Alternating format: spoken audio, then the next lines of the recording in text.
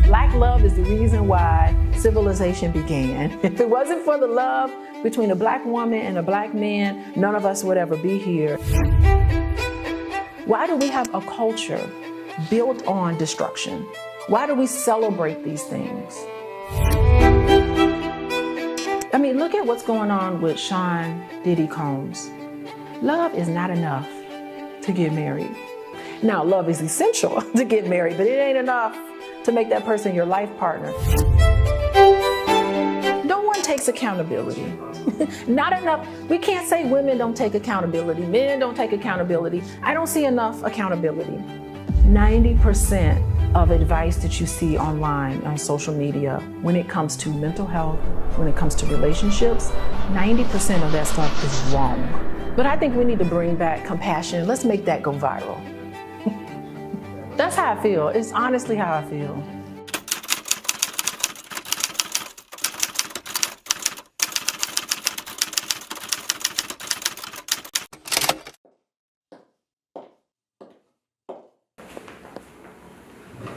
My name is Dr. Alicia Watkins, and I was born at John Andrews Hospital in Tuskegee, Alabama. That's ground zero of the Tuskegee syphilis experiment. And at the time, it was so important for my dad that I was born in this hospital because it was the very first hospital in the South that took black people as patients. My parents at the time lived in Auburn, Alabama, and my mom was in labor, and he just drove all the way from Auburn to Tuskegee because he wanted that to be part of my birth story. And what's interesting is that my dad is also a social worker. I am a social worker, and he taught at Tuskegee University. I go to visit him, and he's like, come to my office. So I come to his office, and he's giving me a tour of the social work department, and he looks, there's this big computer lab. This exists right now, this big computer lab. And he said, this building was the hospital that you were born in. They converted the building into the bioscience building. And he said, you see that computer lab right there? I said, yeah. He said, you were born in that room. You don't realize the influences on your life that makes you make the decisions that you are making, but it's there. And so I guess unconsciously, maybe that was what was, instilled in me. And it's funny because my childhood, I went from the blackest city in the nation, which is Gary, Indiana. That's where I was raised. And every summer I would spend 3 months in the blackest city in the nation. So I grew up around blackness. And I'm not saying that I'm only a therapist for the black community, because I have people in my office from all backgrounds. As a second generation healer, because my parents are therapists.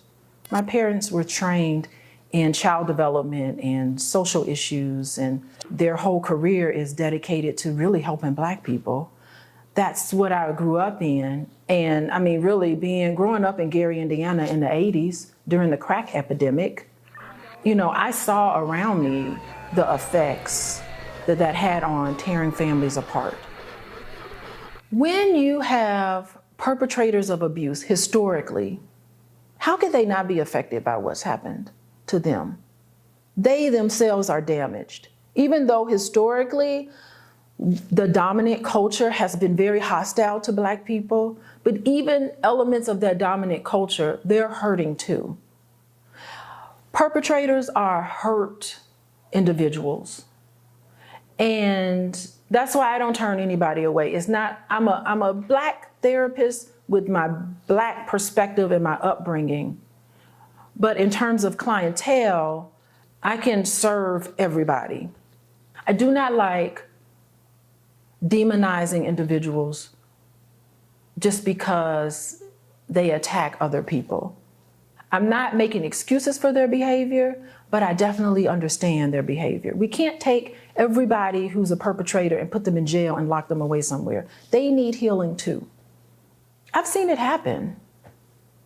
So I really get upset when I look online and I see just out and out attacks against people because they've done something wrong. I mean, look at what's going on with Sean Diddy Combs. Every 6 seconds, every 20 seconds, somebody is being abused. So we're going to put all of this onto this one person. Not to say that it's okay what he's doing. He needs healing too.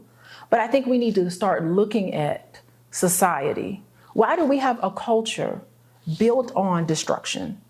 Why do we celebrate these things? And of course, I love Kendrick Lamar. I love Kendrick Lamar. I love all the rappers. But I really looked at Kendrick Lamar and his music. I really looked at it as something to admire about hip hop. And I didn't like the attacks. I gotta be honest with you, because it was mean to say something like that about someone else. Suppose what he said about Drake and others, suppose what he said was actually accurate. Can you imagine somebody publicly putting all of your business out there, something that is close and dear to your heart, and writing a song about it and everybody being excited about it?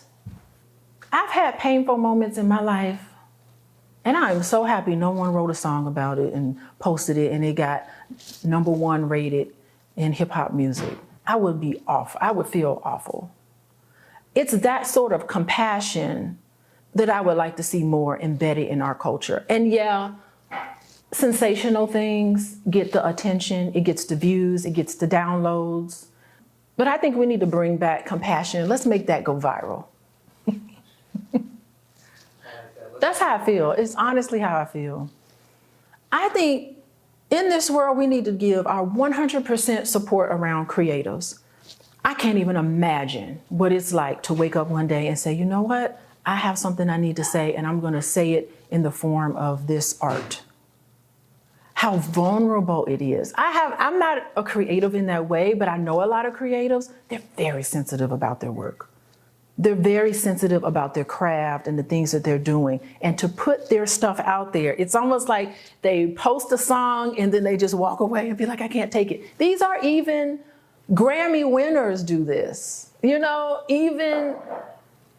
They're very sensitive about it. And we need to keep that in mind when we look at something that someone has spent their lifetime creating, and then we make a comment on there that's very nasty about it. Like, no, it was a creative process these people went through. Why don't you do something? If you're going to sit and look at what someone else has done, that they put their heart and soul on, and then they're vulnerable enough to post it, and you bring it down, okay, you come up with something just as creative then. Let that be inspiring. It needs to be in a way where you can give people constructive feedback on their art and not tear them down as a person. I don't look at success with clients based on whether they stay together or not. I can't guarantee. I'm not one of those people. Now, as a therapist, I want people to be together, right? I'm rooting for the relationship. However, I understand that there are moments where you feel like it's ending. And so I help people process where it goes. My job, I feel, as a therapist is to teach people how to have a healthy relationship and to demonstrate to them what it looks like, what healthy conversations look like, what destructive conversations look like, and how to speak to people in a way that's respectful. So that's what I feel like my job as a therapist. Now, it is up to those individuals whether they incorporate it. So I don't know if it's me necessarily that's successful. It's the clients that are successful. The people that I see in my office, in person or virtual office, they're the success stories, because I know that I am giving people evidence-based practice. I'm not speaking from off the top of my head. I'm not an armchair therapist. I am not somebody, anyway, I am not somebody that's just gonna have like a few classes or a seminar in how to get along. No, I am a licensed therapist and I operate as one. And so I understand, what healthy looks like and what toxic looks like. And that's what I deliver. Now, it's up to the clients. They're the success story. There are couples that I work with who are committed to staying together, and they actually work on things and make beautiful changes. I'm the catalyst to it. I can't say I heal anybody. Everybody heals themselves. but I can definitely show you the way. I can give you the compass. I can give you the map, but you have to get in the car and drive. I don't think that there should be shame around anybody's background. We should stop attacking shame to things. Yes, if you grew up in a single parent family, that does not mean that you are going to be a single mom. Just because your father wasn't around does not mean that you're going to be a horrible father. I do not like when I hear things, when we look at something and we say, oh, it's because they didn't have a father in the home. It's because their mama wasn't this and their mom wasn't that. I don't like that. I think that, yes, there's obstacles in which we overcome, but you don't know that person's real story. You don't know if that person had a place to process what was happening with them, where they can make meaning of the experience and move on as a whole person, or if it's somebody that was just damaged and never had a place to process it. Since I've been certified as a certified trauma specialist, I've been incorporating more trauma-based work in the work that I do with couples. I know that when you're in your current relationship with someone and they say something and it's triggering and you react to that, you're reacting as if you were that person who was hurt whenever that was in the past.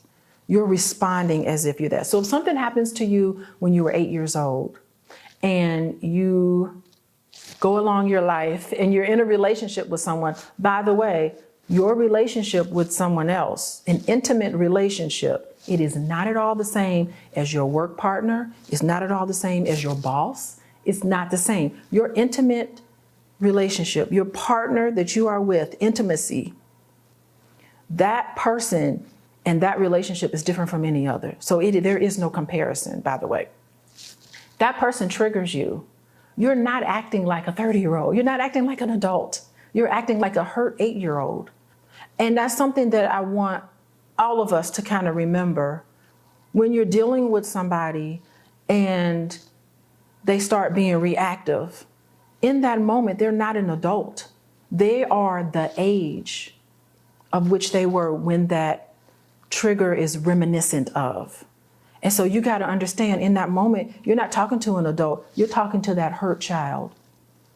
And so you should shift, or at least that's what I do. I shift my conversation to a conversation I would have with a child that's hurt and help them process all of that. And then bring it forward, the wounded child, bring it forward to the healthy adult, so that that healthy adult can articulate what's going on with them. And there is no other way a couple can really bond together than to have those very vulnerable conversations with each other. Geez, when you said that to me, you reminded me of what my dad used to say to me when I was younger. And so I'm reacting to that. Could you please next time have more compassion with me? Could you please talk to me in a way that's different? Because it really is really reminiscent of a very painful moment in my life.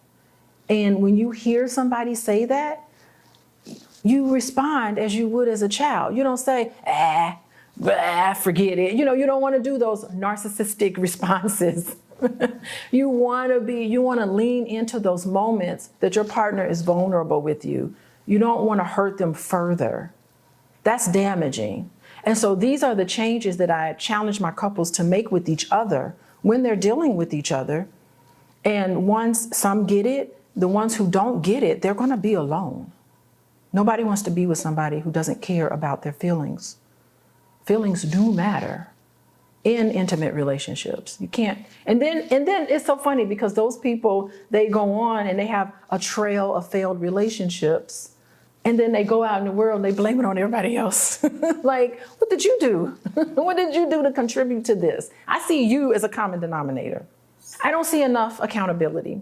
We can't say women don't take accountability, men don't take accountability. When you're in a situation and you're pointing the finger, you just need to stop. You need to stop. Clearly, there's a lot of healing happening. I mean, have white people taken accountability for the slavery they've done to us? Have they ever said, wow, what we did to you and what we continue to do to you, that's really terrible? Have they done that? No, they're never going to do that because I don't think that's who they are, really. They're not going to do that, okay? That's a whole nother can of worms there, right? But just recognize it and see it for what it is. But that doesn't mean because white people don't validate us, that doesn't mean that makes us unwhole. You know, you live your life the way you want people to treat you. You know, if you feel like all these people aren't taking accountability, look at yourself and find out where you're not taking accountability. I think that all of us can set the tone for how relationships operate. We all can set the tone. With my children, being Miss Mom, you know, things aren't perfect. I do things to them and say things I probably shouldn't say, but I can always circle back and say, I'm really sorry. I'm sorry. You know, children don't expect us to be perfect, right? They expect us to make mistakes and to own up to it.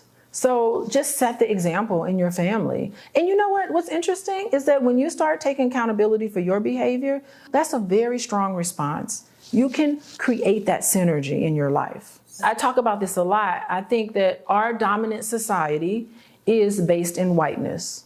And in terms of what's held up as masculine, it is toxic in our society. What's held up as the masculine, emotionless person, you know, that's toxic. So yeah, we live in a world where men are conditioned not to show an emotion, right? So it is okay when you're outside and you're dealing with the world. You're not supposed to walk around in tears. You're not supposed to walk around crying and everything, right? So it's a survival mechanism in this toxic world. And I don't know how men do this, because I feel sorry for men who have this pressure, because they have feelings like everybody else, but they're pressured to hold them all in. So when you come home and you get with your comfort person, you know, it makes sense that that would be the person that you unleash all of your issues on, right? So just recognize and know that that's just what happens, right? But I think that when you get home and you recognize those things, you can actually look to your partner to be able to absorb some of that, because that's what's important in relationships. We can absorb, okay, I know it's been hard on you, and to absorb some of that and to help build an atmosphere where a partner, male or female, can come home and can share what's going on with them, can cry on their shoulder, can release those things. And it is true, you do need to be in a place where you can receive all of this emotional experiences that men do face. In relationships, yeah, particularly men need that place, but men have also got to be trained and conditioned to also receive. When someone's hurting, you know, they also need to receive. Men want to be vulnerable. They have the need to be vulnerable to human beings like anybody else, but they also need a place to receive it. But they also need to set up an arrangement with their significant other so that they can be a comfort person in return. I think the biggest challenge for me, as with probably a lot of other therapists, being up against the internet. And let me say 90% of advice that you see online, on social media, when it comes to mental health, when it comes to relationships, 90% of that stuff is wrong, absolutely wrong. And that's the big challenge that you're up against.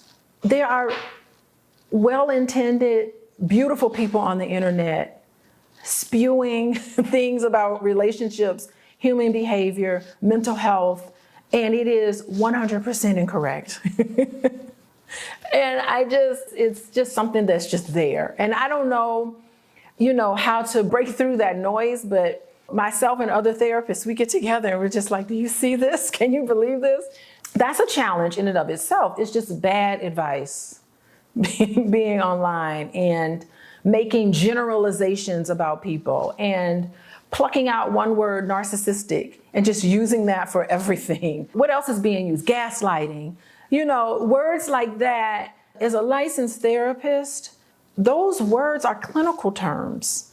And it's a lot of epidemiology behind it. There's a lot of studies that have been done to create this sort of syndrome in individuals, you know, and you really have to be skilled not only in reading a list of symptoms, but you have to understand what those symptoms look like in its clinical presence and how it presents itself.